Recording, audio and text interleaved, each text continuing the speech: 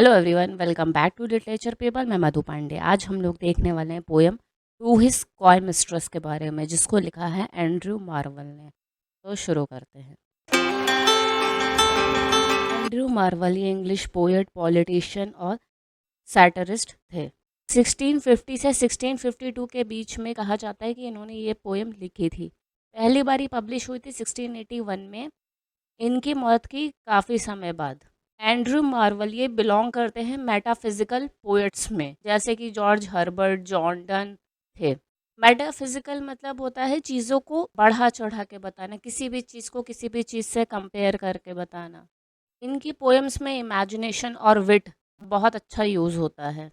और विट मतलब यहाँ पे विट में ज़्यादातर ये लोग वर्ड प्ले को ज़्यादा इन्वॉल्व करते हैं, वही मतलब बढ़ा चढ़ा के चीज़ें बोलना। टू हिज कॉय मिस्ट्रेस में इसमें एक आर्ग्यूमेंट के टाइप में मतलब पोयम है। अपना आर्ग्यूमेंट दे रहे हैं, फिर उसको रीज़न कर रहे हैं, मतलब दलील दे रहे हैं चीज़ों को लेके कि इनकी जो बातें हैं वो सच हैं। मतलब ये पोएम के थ्रू स्पीकर अपनी लवर से कुछ बातें बोल रहे हैं और उसको आर्ग्यूमेंट कर रहे हैं, उस बात को सच करने के लिए उसमें दलीलें भी दे रहे हैं। Had we but world enough and time, this coyness lady were no crime, we would sit down and think which way to walk and pass our long love's day. Coyness मतलब होता है शाय होना, मतलब शर्माना टाइप्स में।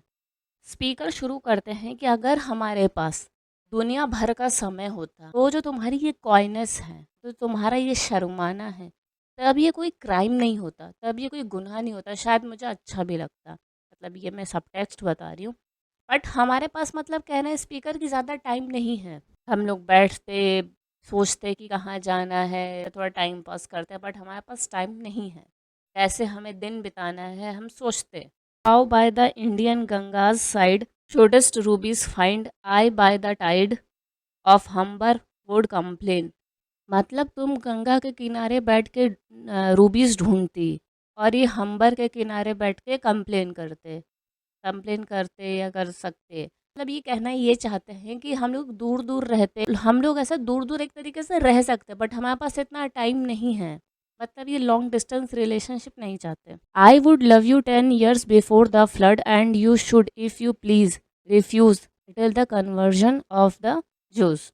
अभी जैसे हमारे यहाँ मनु की कहानी है कि भगवान ने उनको आदेश दिया था कि सारे मतलब जैसे जानवर होते हैं उनके जोड़े लेके एक नाव में बैठ जाओ, उसके बाद क्योंकि प्रलय आई थी। वैसे ही क्रिश्चियंस में भी मानते हैं, नोवा करे के एक जन थे, उनको भी मतलब भगवान ने बोला था, गॉड ने बोला था कि वही नाव वगैरह बनाने के लिए वही कॉन्सेप्ट है। मतलब वो जो बाढ़ आई थी, प्रलय आई थी जिस पे सारी दुनिया खत्म हो गई थी, और वो जो नाव में लोग बचे थे बस वही बचे थे जिन्होंने फिर वापस दुनिया की स्थापना की थी। और कन्वर्जन ऑफ द ज्यूस से मतलब है कि ऐसा मानते हैं कि जब अंतिम समय होगा, जजमेंट डे होगा, तब जितने भी जो ज्यूज कन्वर्ट हो जाएंगे क्रिश्चियनिटी में। तो ये बोलना चाहते हैं स्पीकर कि दुनिया की शुरुआत से, मतलब दुनिया की शुरुआत से पहले से भी वो उनको प्यार करते, दुनिया की अंत तक उनको वो रिफ्यूज़ करती रहती, चल जाता। बट सिचुएशन ऐसी है कि इनके पास टाइम नहीं है। My vegetable love should grow vaster than empires and more slow. कि अब यहाँ पे जो वेजिटेबल लव की बात हो रही है, ये काफ़ी क्रिटिक्स के बीच में भी मतभेद का वो रहा है। बहुत क्रिटिक्स कुछ मानते हैं, कुछ क्रिटिक्स कुछ मानते हैं, और ये रिज़ॉल्व नहीं हुआ है। तो हमें जो अच्छा लगता है हम वो पोएम में लिख सकते हैं, क्योंकि जब क्रिटिक्स ही तय नहीं कर पाए तो हम कहाँ से तय कर लें। वेजिटेबल लव यहाँ पे ऑर्गेनिक लव को भी बोलते हैं, एक तरीके से कह सकते हैं कि प्योर लव को। तो मतलब इनका प्यार बढ़ता रहता तो भी कोई प्रॉब्लम नहीं थी, स्लो बढ़ता, आराम से बढ़ता, ठीक है। मेरा वेजिटेबल लव एम्पायर्स तक बढ़ता, मतलब बहुत दूर दूर तक बढ़ता। दूसरा, कुछ क्रिटिक्स मानते हैं इन्होंने वेजिटेबल लव को अभी जो मेल पार्ट होता है, बॉडी पार्ट, उससे रेफर किया है। सेंसर लग जाएगा, ठीक है। जो अच्छा लगे वो बोल सकते हो, जब क्रिटिक्स नहीं तय कर पाए तो हम कहाँ से तय कर लें। And 100 years should go to praise thine eyes, and on thy forehead gaze, 200 to adore each breast, but 30,000 to the rest, an age at least to every part, and the last age should show your heart। 100 years निकलते तुम्हारी आँखों को press करने में, मतलब 100 years निकलता आँखों को और फोरहेड को प्रेस करने में, 200 ईयर्स निकलते इनके ईच ब्रेस्ट को प्रेस करने में, और 30,000 रेस्ट। एटलीस्ट एक एज तक ये हर पार्ट की तारीफ करते, फिर आखिरी में ये इनके दिल की तारीफ करते। For lady you deserve this state nor would I love at lower rate.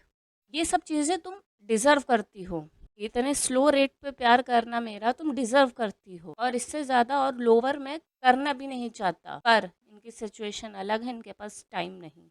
But at my back I always here times winged chariot hurrying near, and yonder all before us lie deserts of vast eternity. Yonder मतलब at some distance in the direction indicated over there, मतलब अगर मैं किसी को इशारे से दिखाऊं कि हाँ उधर थोड़े डिस्टेंस पे है।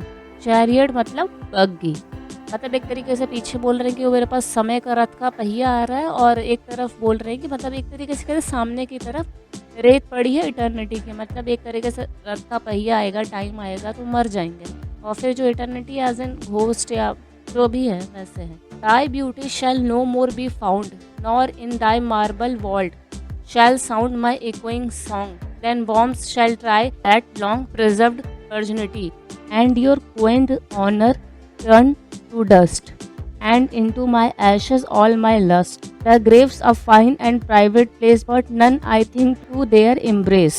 क्विंट का मतलब विचित्र, और मतलब जो मरने के बाद है वहाँ पे कोई ब्यूटी नहीं है, और जब मतलब एक तरीके से ये कॉफिन में रहेंगी, मतलब कॉफिन में है, वहाँ पे इनको इनके गाने की आवाज़ भी नहीं सुनाई देगी, स्पीकर की गाने की आवाज़ भी सुनाई नहीं देगी उनकी मिस्ट्रेस को। और अब आगे की चीज़ है वो थोड़ा क्रीपी है। अब जो प्रिजर्व्ड वर्जिनिटी है मिस्ट्रेस की, मतलब एक तरीके से कहे तो बॉम्ब्स के साथ इनका फिजिकल लव की बात हो रही है कुछ वैसे। और ये जो तुम्हारा विचित्र सा ऑनर है, तरीके से कहें हम कि जो तुम्हारा घमंड है वो डस्ट में बदल जाएगा, वो मिट्टी हो जाएगा, और जो मेरा लस्ट है वो भी सब बर्बाद हो जाएगा, एशेज में हो जाएगा।